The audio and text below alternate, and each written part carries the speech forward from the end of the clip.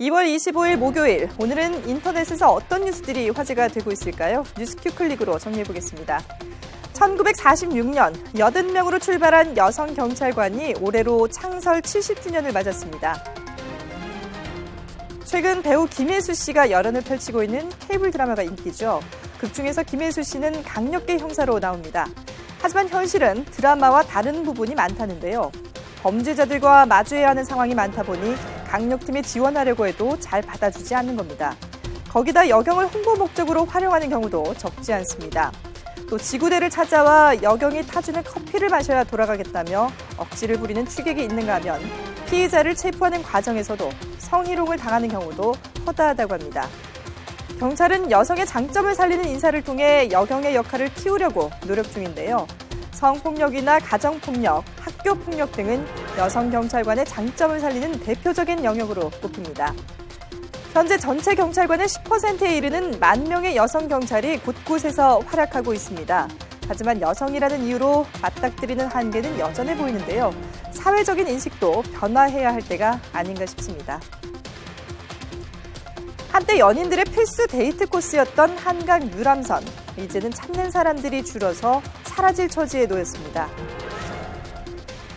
지난달 26일 유람선 코코몽호 침몰 사고 이후 선박 점검을 위해 유람선 운행이 전면 중단됐는데 이 사실을 아는 사람이 거의 없을 정도입니다.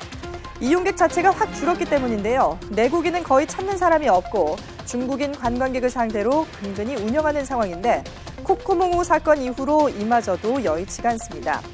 다른 나라는 어떨까요? 프랑스 파리의 세네강 유람선은 연간 270만 명, 체코의 불타바강 유람선은 1,200만 명을 불러 모으면서 호황을 누리고 있습니다. 한강 유람선의 문제점은 뭘까요? 볼거리겠죠.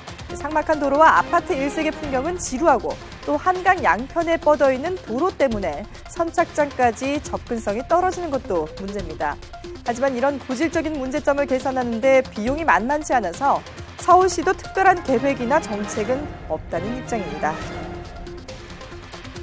우리나라에는 일명 파라군이라고 불리는 곳이 있죠. 우리나라 못지않은 교육열을 보이는 중국은 어떨까요?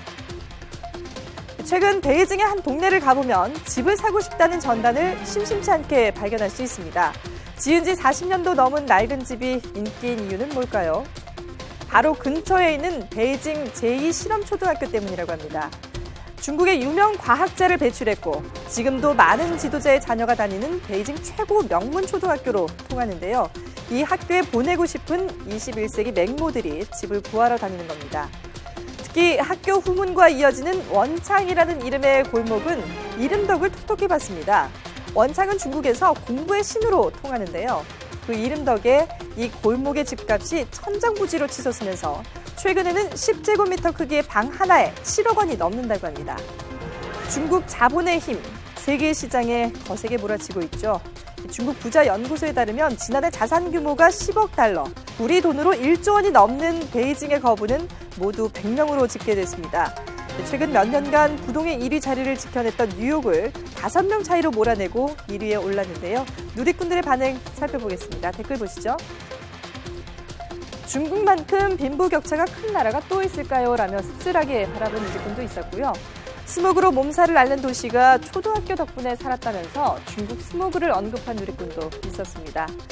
학군이 아무리 좋아도 공부 못하면 다 필요 없다면서 지적한 댓글도 보입니다. 자산 규모가 1조 원이 넘는 세계적인 부호, 베이징뿐 아니라 중국의 다른 지역에도 많습니다. 부호들이 많이 사는 도시 상위 10위 가운데 절반이 5곳이 중국에 있는 곳으로 조사됐는데요. 세계 경제를 흔들고 있는 중국의 자본, 역시 규모가 남다른 것 같습니다. 지금까지 뉴스큐 클릭이었습니다.